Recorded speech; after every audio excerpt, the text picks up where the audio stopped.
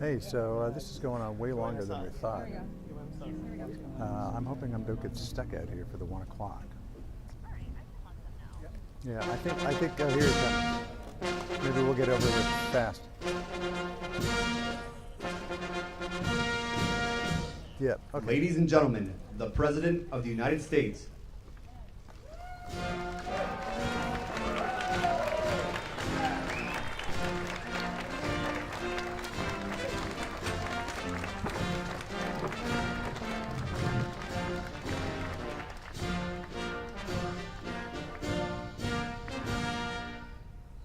It sounds nice, doesn't it? Beautiful. Thank you very much. Thank you very much. Terrific talent. Please sit down, please. I want to welcome everyone to the White House. We're very excited to be hosting our 3rd annual Made in America Showcase. It's all about Made in America. We just started this, and this is my 3rd already. And I just went around and saw these incredible companies that make everything from the THAAD missiles to beautiful boats. And I said, how would that boat do against the THAAD missile? And it wasn't a good answer. The boat's going to have a little problem, but that's okay. But I just want to say the engineering inside, as you know, we have incredible things. I'm going in right now to look. I saw some of it yesterday, incredible things made in the USA. We're here today to celebrate and support the most incredible products in the world. And this is just a very representative sampling because we're making more product here than we ever have. Joining us today are manufacturers from all 50 states. And they are terrific talents, terrific craftsmen, terrific business people. We have hats from Wyoming, sandals from Florida, Tabasco from Louisiana, Airstream trailers. The Airstream is a great trailer. I've seen it for many years, and they're doing better than ever, from Ohio. And custom-built motorcycles from the great state of Indiana. We also have represented, and we have a lot of folks here from Lightspeed Bikes from Chattanooga, Tennessee. As a result of moving certain of its operations back to the United States, I love to hear this, because that's what I like, when they move back. We don't have to make product in other countries. Its parent company has experienced a 70%, and that just happened. They just announced 70% growth over the last 2 years. So they moved their operations back, and they're 70% up in growth. So I want to congratulate you, Lightspeed, and I want to congratulate everybody. That's fantastic. And also a very special thank you to Casey Andrews with Game Day Ironworks in Oklahoma for making this beautiful presidential seal. It is a beauty. I think we have it displayed someplace right here. And I specifically said, how much? Because I want to buy it. I don't know if they gave me a good price, but we're going to get it. We'll get it. We'll put it up at the White House. It's beautiful, and so many of their other projects and products are incredible. It was forged from American pride and with America pride, and American craftsmanship, and it was 100% American steel. Our steel industry is doing very well. We put massive tariffs on dumped steel. They were dumping steel. Our steel industry was going out of business. If I hadn't been elected, you would have no steel industry right now. It would be gone. And we have not only steel, energy, and so many other things. We're vibrant. We have the hottest economy anywhere on earth right now. Today, I also viewed boats that were proudly displayed by Cobalt Boats from Kansas and Freeman Boat Works from South Carolina, and a farm irrigation system from Nebraska's TL Irrigation. I want to thank those 3 companies. It's not easy to get these big, beautiful products here, and you got them here. Thank you.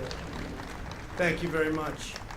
I also want to share our appreciation to Lockheed Martin CEO Marilyn Houston for showing us the incredible THAAD missile defense system, the best in the world by far, and for keeping the Sikorsky helicopter plant in Pennsylvania open, saving 465 jobs. I called Marilyn a number of weeks ago. I said, I read a story where they're going to be closing your helicopter plant in Pennsylvania. We couldn't do that. I said, Marilyn, you got to do something. I don't want to. And I really appreciate it, Marilyn. They're keeping the plant open. Everybody in Pennsylvania is happy. And we will continue to make Sikorsky helicopters in Pennsylvania. Thank you, Marilyn. Some of the manufacturers represented today have been around for a long time, more than a century in a couple of cases. Johnson Woolen Mills was founded in Vermont before the Civil War. Today, Stacy Monash is the fourth generation of her family to run the company. And Stacy, wherever you may be, hi Stacy. Please stand up, Stacy. Congratulations. It's great. Others are just getting started, like the Snake Bite Company in Missouri. I thought it might be a snake. It's nothing to do with snakes. I'm happy about that. And I looked at your product last night, and it's incredible. Kevin Kelly raised startup funding online just a few years ago, and now he's selling specialty bottle openers and so many other things on 2 continents. And the product is amazing. And Kevin, congratulations. That's a great job. That's a great job. Thank you very much, Kevin. Where does snakebite come from? Where does that term come from? Ah, yeah, I get it. Okay. Well, it's been working, right? It's been working. But while those here today create many different goods, you're also devoted to one of the greatest missions on earth, making the best products from the best materials with the best workers anywhere in the world. Right here in the United States of America, right? Made in America, made in the USA, call it either way, but that's what we're doing. And you know, when I took office, I was told by the previous administration that manufacturing jobs would be disappearing. There was no way. They said you'd need a miracle, right? You'd need a miracle. Well, we have a miracle because we're up 600,000 manufacturing jobs since the election. So it's been an extraordinary resurgence of American manufacturing. We've added more than 6 million jobs since I was elected, including over 1 million jobs in manufacturing, engineering, and construction. As I said, 600,000 jobs in pure manufacturing, and that number is going to go substantially higher. Japan and other countries are, at my absolute request, order, call it whatever you want. They're sending tremendous and building tremendous plants now in the United States. We hadn't had auto plants built in many, many years, and now we're having many in Michigan and Ohio and Pennsylvania and Florida, in North Carolina, South Carolina. Many, many plants are being built and being expanded, and that was not happening. Our auto companies and many companies were leaving the United States. Now they're staying. They have a big disincentive to leave. We're not happy when they leave. When they leave, it's not the same. Last year, we saw the biggest increase in manufacturing jobs in more than 20 years. Under my administration, manufacturing share of total job gains is the largest it's been by any president in over 1/2 a century. And don't forget, the old days they manufactured, so I'm competing against some pretty tough statistics, and yet it's over 50 years. Unemployment has also reached the lowest rate in our country in over 51 years. And many groups, I have to say, African American unemployment, if you look at African American, Asian American, Hispanic American unemployment, it's the lowest it's ever been in the history of our country. Women's unemployment, the lowest it's been in over 70 years. And soon we're going to have the all-time record for women's unemployment. And today, American manufacturers are contributing $250 billion. Think of that. $250 billion more to our economy than they contributed before this great election that took place in 2016. We're heeding the wisdom, and you people know because many of you are indeed manufacturers, in your own way, manufacturers with great talent. We're heeding the wisdom of our founding fathers by restoring our economic independence and reawakening our industrial might, and that's what's happened. Whether it's jobs or making something, that's exactly what happened. Previous administrations allowed foreign countries to steal our jobs and plunder our wealth. They stole our wealth. They stole so much, and it was allowed to go on so long. but it's not going on any longer.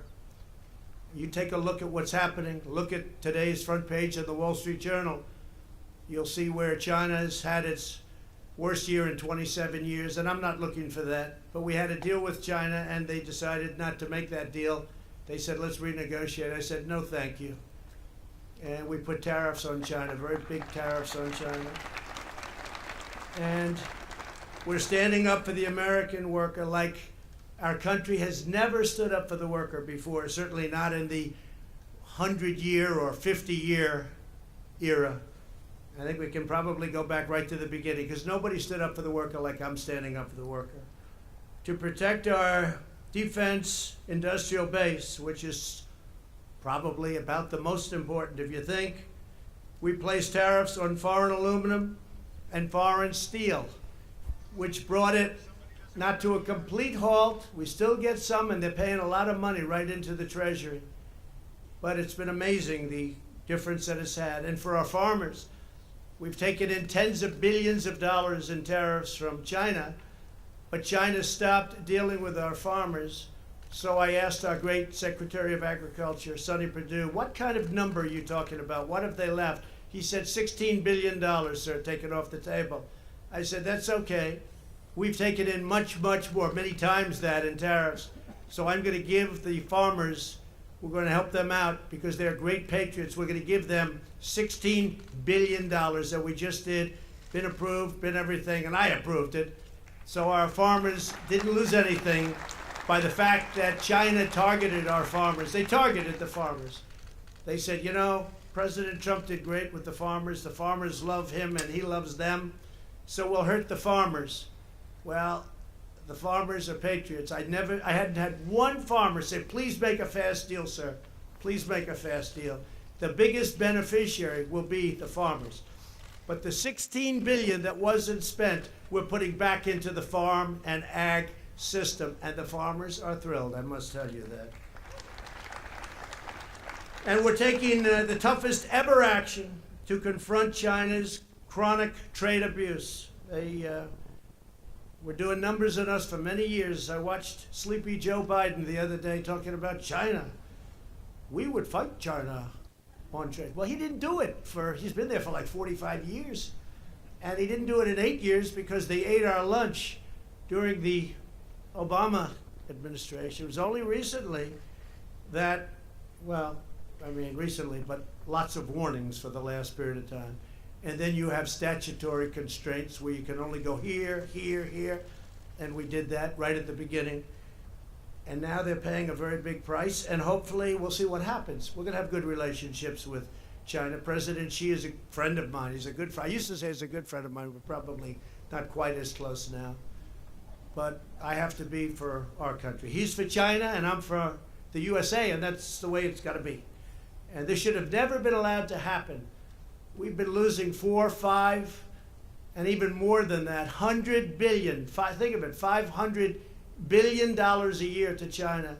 That doesn't include intellectual property theft and loss. That doesn't include, they say that's $300 billion. Who knows what that is? A lot of people estimate it, but it's a lot. But they say it's 300 billion. So you add that to 500 billion. So we've been losing $800 billion a year to China. So essentially, we rebuilt China. They've done a great job. I'm not going to take it away. And I don't blame China. I blame our past presidents and our past leaders for allowing a situation like that, so ridiculous, to happen. And it's that way, other than the size of the number, it's that way also for many other countries. And we're working on a lot of them. We just approved, and again, it's going to be subject to the House passing it, and maybe for political reasons they don't. The USMCA, that's Mexico and Canada, great deal for the manufacturers, great deal for Lockheed, as you know, Marilyn. You're telling me when's that going to happen? So we have to get the Democrats to pass it. They may or may not, depending on how they feel politically. It's all politics, unfortunately. It shouldn't be. It should be love of our country. It shouldn't be politics. There should be no politics involved. So the USMCA will create up to 600,000 new American jobs, including 75,000 new auto jobs, And now we need Congress to pass it, so call up your friends. The Republicans are totally on board. Call the Democrats, get them to pass it. It's, believe it or not, it's a deal loved by unions, by manufacturers, and maybe especially by the farmers. It's something that's very, very popular. So call your local Democrat congressman. I think the Senate will be actually very good. We have a lot of bipartisan support, but they may not be able to show that support because the leaders may not allow that to happen because they think that's a victory for Trump, and we don't want to give Trump any victories, even though it would be very bad for our country. But if it doesn't happen, I have a better plan, okay? So don't worry about it. We always have to have plan B, plan C, especially in politics, I can tell you. We unleashed an American energy revolution, and it is indeed a revolution. Nobody thought it would be possible. We're now the #1 producer of oil and natural gas on the planet Earth, not even close. And I just had Anwar approved, one of the largest sites anywhere in the world. They couldn't do it with Ronald Reagan. They couldn't get it done. They've been trying to get it done for many, many years, many, many decades. They couldn't get it approved. I got it approved. That's in Alaska. One of the biggest, maybe the biggest site in the world for oil and natural gas. We passed massive tax cuts so that American companies can beat their foreign competition. Now, you have a tremendous advantage now because you had a impossible disadvantage before. And now we've given you, with what we've done, a tremendous advantage. And we did it to keep jobs where they belong, right here in the United States of America. As a result, almost 1,400 companies have announced that they're bringing their jobs back to the United States from overseas, and that's just last year. Think of that, 1,400 companies bringing jobs back. Who would think that's even possible? But now it's the incentive. We want to be in the United States. Early in my presidency, I ordered the federal government to live by two very simple but very crucial rules: buy American and hire American. You know, it's called America First, folks. It was never that way. I mean, for many, many decades. It was everybody else first, and we were the people that took care of other people's borders. We'd protect other people's borders, but we don't want to protect our own border. We'd fight for the right of other countries to have a strong, powerful border so nobody could come in.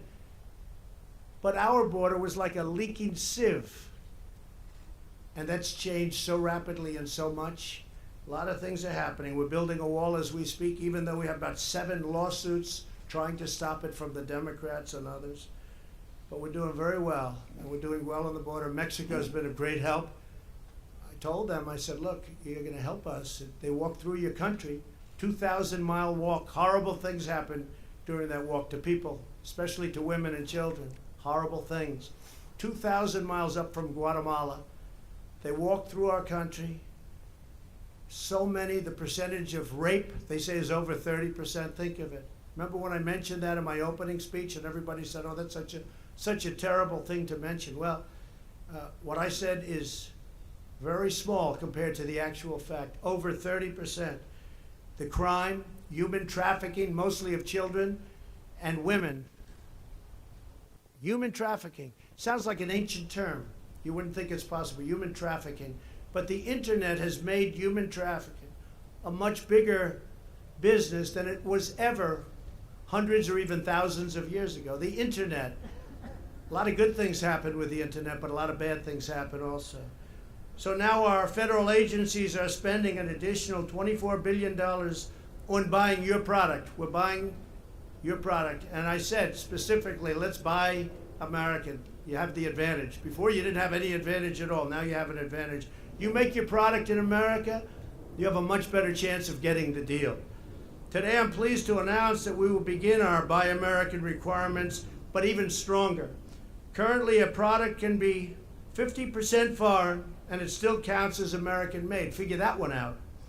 In just a few moments, I will sign an executive order that will eventually raise these standards up to 75% and above, so that domestic goods will have to have 75% American and 95% for things such as iron and steel. It's got to be 95%. We have great mines. We produce great ore, great steel, great aluminum, great everything, but we weren't using them. Most of them were closed. In some cases, they blamed the environmentalists. Most of them were closed. They're not closed anymore, or they won't be closed very long. The philosophy of my administration is simple. If we can build it, grow it, or make it in the United States, we will. When we choose American-made, something truly wonderful happens. Our communities thrive and flourish. Our neighborhoods bustle with commerce. Our children dream bigger and bolder. And the bonds of loyalty that unite us as citizens become closer, richer, and deeper than ever before. That's how we carry on the flaming torch of Americanism, as President Warren G. Harding called it. As Harding said, we are forever devoted to safeguard America first, to stabilize America first, to prosper America first, to think of America first, to exalt America first, and to live for and revere America first. You never heard that before. You've been doing this for a long time. I was speaking to a couple of the folks that were responsible right here, Freeman, for this great boat, of which they're setting records right now. Records by a lot, not even close. So over the last 3 years, where's Freeman? Where are you, folks? Where are you? Stand up, please. Great job.